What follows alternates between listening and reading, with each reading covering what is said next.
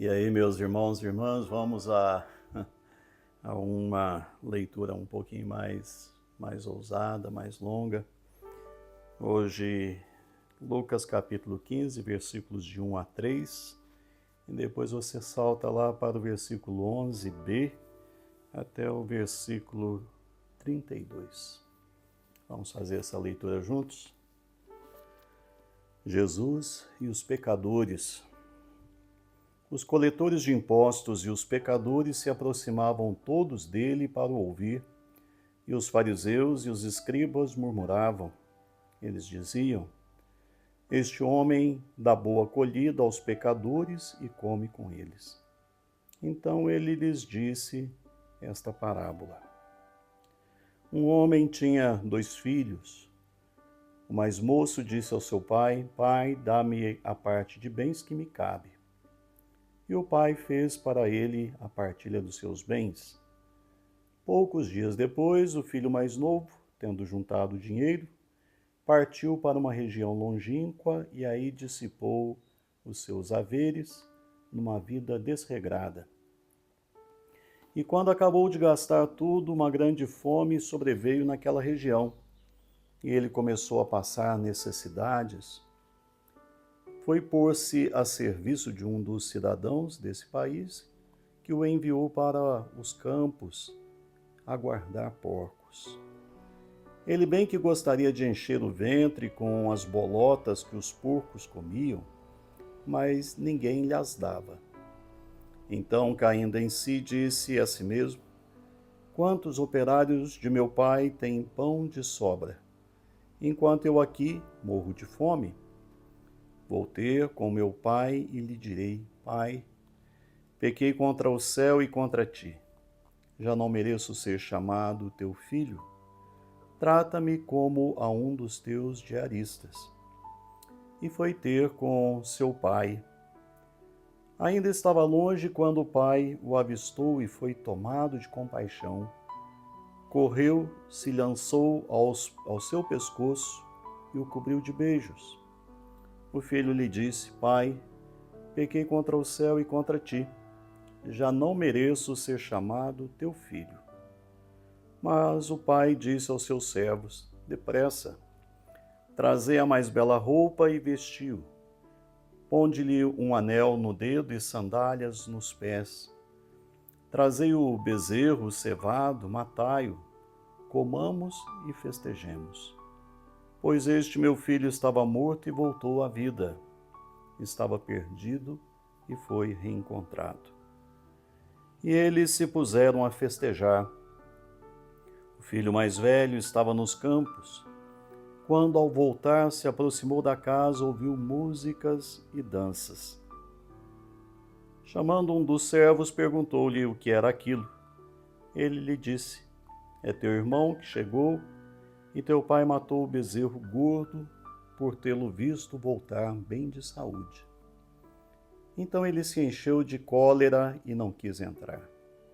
O pai saiu para pedir-lhe que entrasse, mas ele replicou ao seu pai: Já faz tantos anos que eu te sirvo sem ter jamais desobedecido às tuas ordens, e a mim nunca deste nem um cabrito sequer para festejar com meus amigos.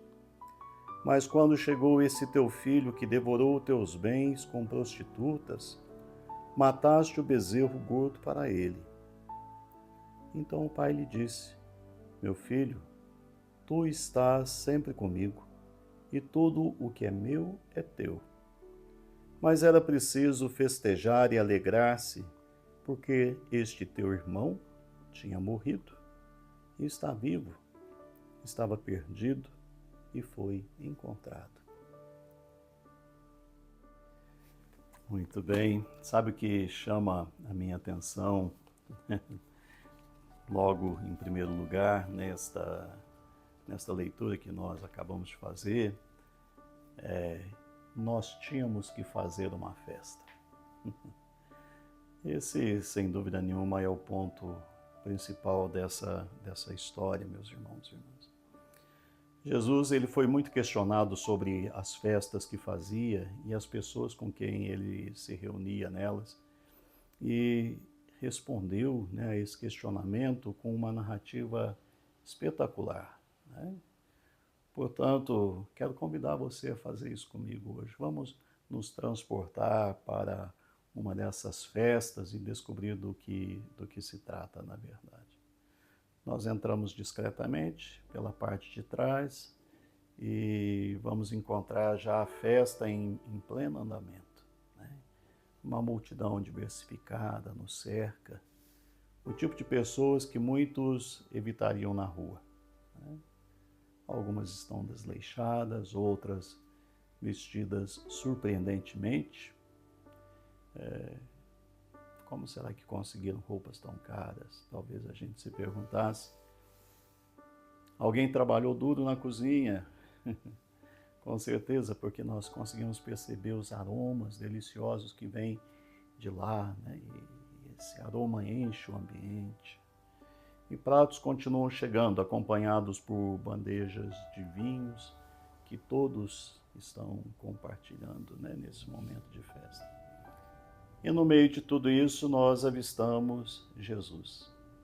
Ele está relaxado, reclinado, como as pessoas costumam fazer, à mesa, e conversando com a pessoa que está ali, né, ao lado dele. Ele sorri para os empregados que trazem a comida, a cena para quem acabou de chegar na festa. Jesus se conecta com todos os presentes. E ao prestarmos atenção nesses detalhes, nós captamos trechos do que Jesus está dizendo, algo sobre os primeiros serão os últimos serão os primeiros. E o homem com quem ele conversa parece muito intrigado, ele quer acreditar no que Jesus está dizendo, mas ao mesmo tempo ele hesita, né? Hesita, porque não está acostumado a se relacionar com pessoas que falam daquela maneira, com tanta sabedoria e de uma forma tão intrigante. Porém, né, ao fundo da multidão onde nós estamos, ouve-se outras vozes. Tá? O que ele está fazendo agora? Não deveria ser um profeta, ele não deveria ensinar sobre o reino de Deus, sobre ser santo. Aliás, ser santo significa não se misturar com esse tipo de gente. Se ele ensina que Deus é Pai, não sabe que filhos obedecem aos mandamentos do Pai, esse homem ele é apenas um glutão e um beberrão. Ele apenas aproveita esses momentos para poder comer e para poder beber. E Jesus lá, sentado à sua mesa, ele percebe os sussurros dessas pessoas conversando e olha na direção delas. Todos se silenciam, curiosos, para ouvir qual será a resposta de Jesus a eles. Ele então diz: vocês querem saber por que estamos fazendo uma festa? Querem entender sobre pais e filhos? Pois bem. E é quando Jesus conta uma de suas maiores histórias, e quando os relatos de irmãos como Caim e Abel, Ismael e Isaque, Esaú e Jacó, o filho que foge e retorna, causando ressentimentos. Mas essa história contada por ele traz uma nova reviravolta. Ninguém esperava que a história caminhasse naquela direção.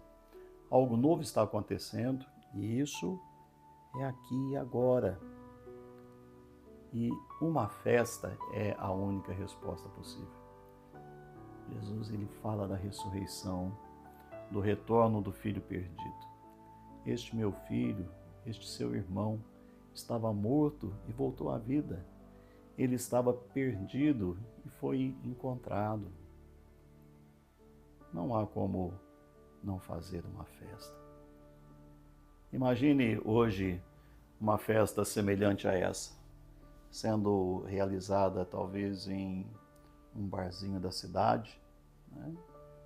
Um dos frequentadores acaba de ganhar uma aposta na loteria e ele decidiu convidar amigos e todos os clientes regulares do bar para poder celebrar.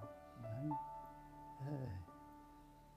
Dá para você estabelecer uma relação entre tudo isso com aquele pai, né?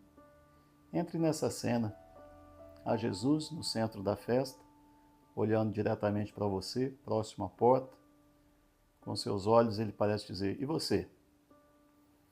Você não vai entrar e participar dessa alegria? E você? Você não vai participar dessa alegria, né? Reflita sobre tudo isso hoje, meu irmão, minha irmã. Como essa situação faz você se sentir? Como que essa parábola faz você se sentir? Que pensamentos, né, são despertados em você? Não julgue, apenas sinta e reze. Com o coração nós rezamos. Meu Senhor e meu Deus, esteja sempre à minha frente, indicando-me por onde eu devo andar. Esteja sempre ao meu lado, amparando-me nas dificuldades, e atrás de mim com todos os anjos do Senhor, protegendo-me de todo o mal, hoje e sempre. Por intercessão de Nossa Senhora Aparecida, desça sobre você, sobre a sua casa, desça sobre a sua família, sobre o seu dia, sobre o seu trabalho, a bênção do Deus Pai, Filho e Espírito Santo. Amém.